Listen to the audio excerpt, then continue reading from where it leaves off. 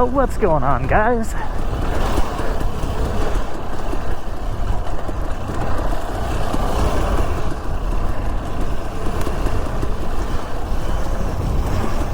Riding over to Fiddler Flat right now.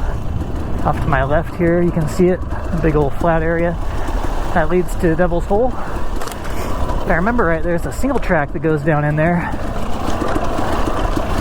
and it's actually a pretty difficult one. It's one thing that doing hard enduros taught me, is that a motorcycle is capable of a lot as long as you're willing to do it. Just trust the bike.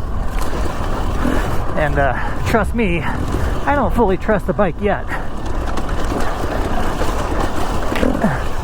I had some ledges that were straight down. I imagine climbing that could be fun. I remember as a kid, this was the impossible climb. We used to try to avoid this one. I was on an XR100, or a YZ80 during that era.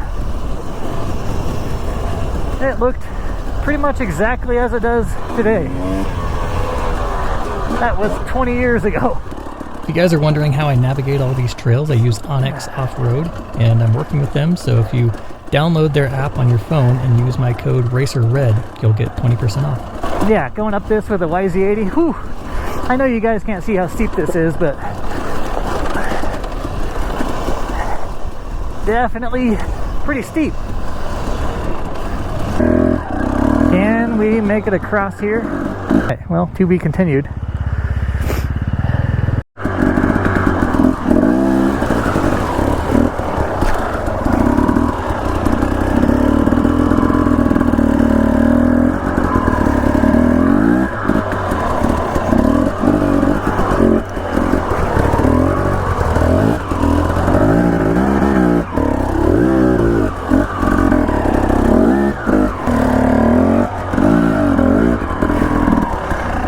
If you look to my left here, if I can look that way, I've got a bunch of boulders to kind of ride over right here, but this is Fiddler Flat to my left. All that cliff edge over here. And then off in the distance, I don't know if you can see it on the helmet cam, there's a road across the canyon. It's a dirt road.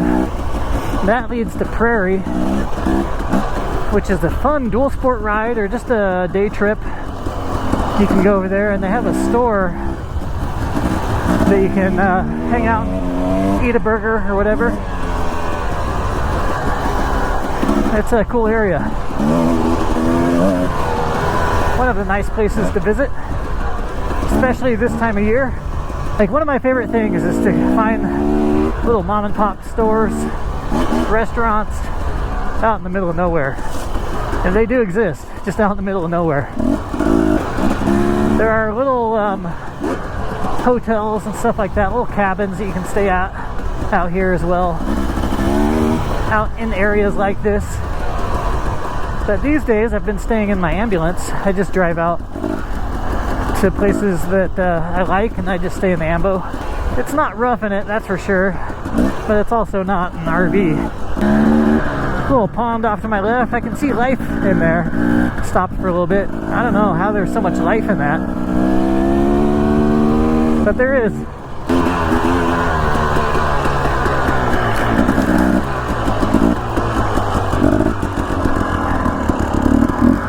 Well, that's a cool view. Well, apparently it's a little dusty out here now that he's ahead of me. He's probably been sucking dust this whole ride. I've been living lavishly up there in the lead. Fiddler Flat. This is Devil's Hole Overlook here. Whew. Pretty. See that trail right there? That goes all the way down into that. I rode that on my YZ250 like a while back. Yeah. Been the last one standing when all the giants fell.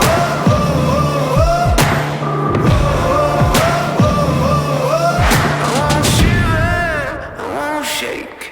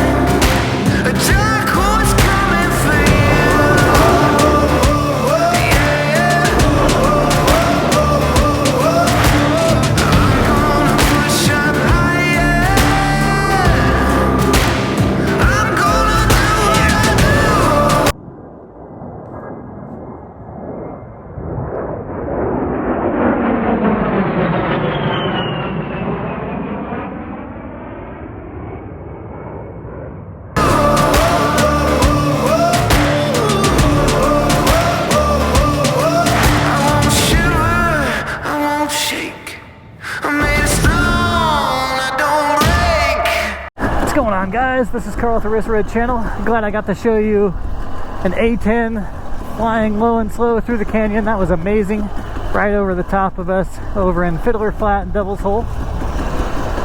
The A10 Warthog basically was built over the top of a minigun, which was technology stolen from the Germans during World War II. The minigun is just an absolute beast. It doesn't drop any of its shells. It stores them in a drum and fires them at 3,300 feet per second, 70 rounds per second. The forward firing percussion prime 7-barrel, 70 rounds per second war fighting machine. And the machine gun can store 1,150 of those, so it is really able to lay down the lead. And not only that, but it can take different munitions. So it can take anti-personnel rounds, which are basically like grenades, incendiary rounds, anti-tank rounds, you name it.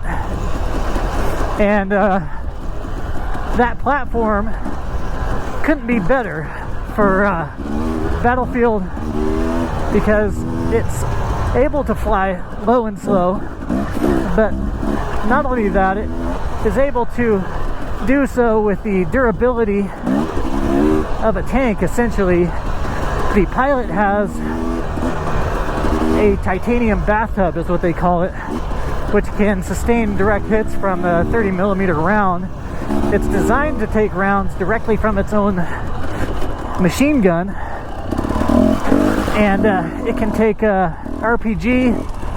It's a very durable platform, and so those jets have been known to come back from battle with a lot of damage sustained and still in the air and still able to land successfully.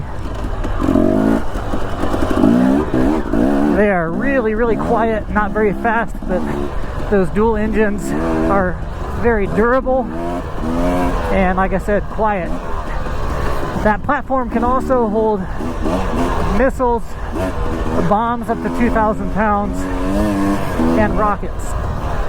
And of course, it has targeting pods and all that stuff, which are absolutely amazing, but we don't get into that. And the weaponry is a big deal, because the A10, being the platform that it is, just isn't that fast.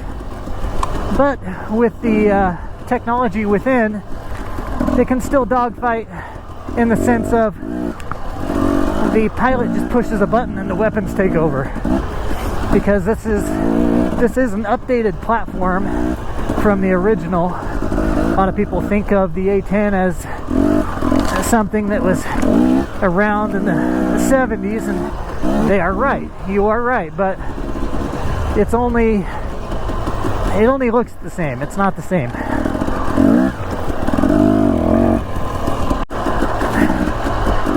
And so the A10 platform with that Goweight A minigun can fire, like I said, 70 rounds per second.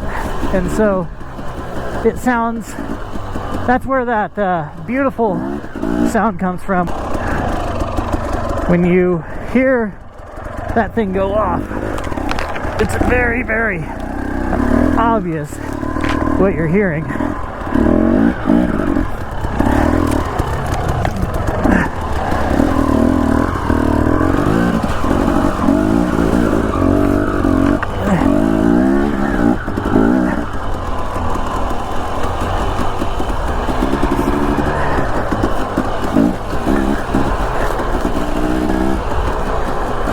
The pilot cannot hold the trigger for very long. I know that 11,000 or 1,150 rounds sounds like a lot, but it goes by pretty quick. And that's not the reason he can't hold it on. The reason is because it'll cause his dive angle to get uncontrollable, as well as the barrels to heat up. Anyways, so military bearing is something that I reject. Military heritage is interesting to me. The weapons are what I know the most. Oh dear, that looks deep as crap. I don't know, man, that looks deep. Our best bet's gonna stay near the island. Wrap around the island.